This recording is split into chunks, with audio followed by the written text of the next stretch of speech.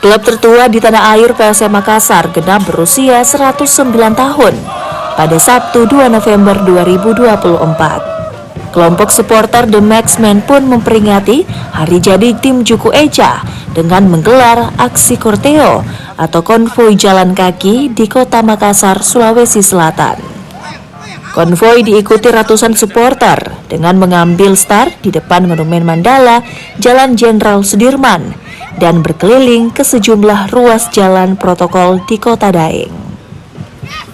Supporter pun menyambut sukacita hari jadi klub kesayangan mereka, sembari berharap pemerintah bisa merealisasikan pembangunan stadion untuk PSM Makassar.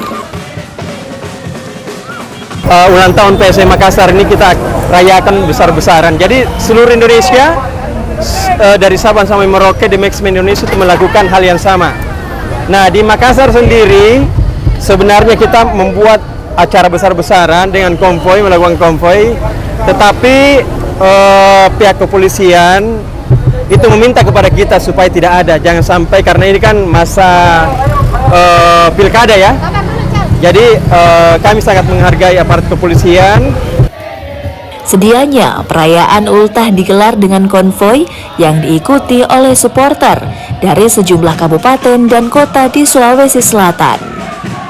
Namun, lantaran bertepatan dengan momen pilkada, sehingga supporter memilih merayakan dengan korteo atau berjalan kaki. Arif Tirtana, Kompas TV Makassar, Sulawesi Selatan.